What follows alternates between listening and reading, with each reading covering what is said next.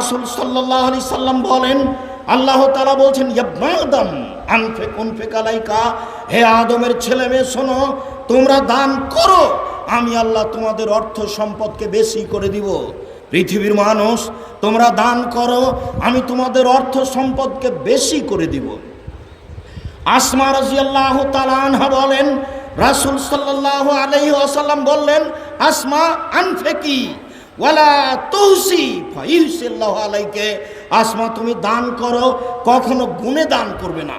কত টাকা দান করলাম এইটা তুমি কখনো গুণে করবে না। শোনো, তুমি যদি গুণে গুণে দান করো তাহলে আল্লাহ তোমাকে গুণে গুণে নেকি দিবেন, তাহলে আল্লাহ তোমাকে গুণে গুণে নেকি দিবেন। তুমি বেহিসাব দান করো, তোমার দান নেকিও বেহিসাব হবে। ওয়ালা তুই ফাইয়াল্লাহু আলাইকে, আসমা তুমি দান বন্ধ করো না, নইলে আল্লাহ তোমার উপরে দয়া রহমত বন্ধ করে দিবেন। আসমা তুমি দান বন্ধ করো না, নইলে আল্লাহ তাআলা তোমার উপরে দয়া রহমত বন্ধ করে দিবেন। ফারজাকি মুস্তাতাতে, আয় আসমা তুমি সম্ভবপর দান করতে থাকো। আসমা তোমার দান করার ব্যাপারে যতটুকু সম্ভব হয় ততটুকু দান করতে থাকো।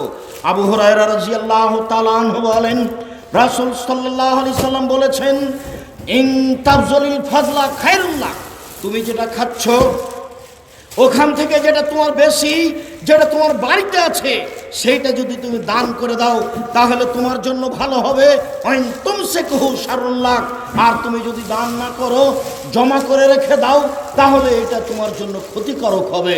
তুমি তখন কৃপণ হয়ে যাবে, তোমার পরকাল ধ্বংস হবে। জাবের রাদিয়াল্লাহু তাআলা আনহু বলেন, রাসূল সাল্লাল্লাহু আলাইহি সাল্লাম বলেছেন, ওয়াত্তাকুশ শুহা ফাইন্না শুহা আহলাকুম মান কানা ক্বাবলাকুম, পৃথিবীর মানুষ তোমরা কৃপণতা থেকে বেঁচে থাকো। পৃথিবীর মানুষ তোমরা কৃপণতা থেকে বেঁচে থাকো। কৃপণতা পূর্বের মানুষকে ধ্বংস করেছে, কৃপণতা পূর্বের মানুষকে ধ্বংস করেছে, কৃপণতা পূর্বের মানুষকে ধ্বংস করেছে। আমি মুহাম্মদ সাল্লাল্লাহু আলাইহি সাল্লাম দিন রাত কৃপণতা থেকে বাঁচতে চাই।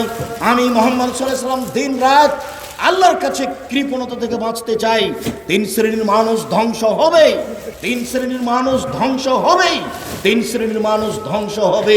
তার এক শ্রেণীর মানুষ হচ্ছে যারা কৃপণ, দান করতে পারে না। রাসূল সাল্লাল্লাহু আলাইহি সাল্লাম বলেন, লা ইয়াদখুলুল জান্নাতা বাখিল, যারা কৃপণতা করে তারা জান্নাতে প্রবেশ করবে না। যারা কৃপণতা করে তারা জান্নাতে প্রবেশ করবে না। মহান আল্লাহ বলেন, ওমা ইউকাসসুফা নাফসিহি, যাকে কৃপণতা থেকে বাঁচিয়ে দেওয়া হলো, যাকে কৃপণতা থেকে রক্ষা করা হলো, ফাউলাইকা হুমুল মুফলিহুন, তারাই হলো সফল মানুষ।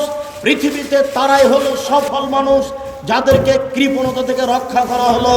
সাল্লাল্লাহু আলাইহি ওয়াসাল্লাম বলেন, তোমরা কৃপণতা থেকে বেঁচে থাকো।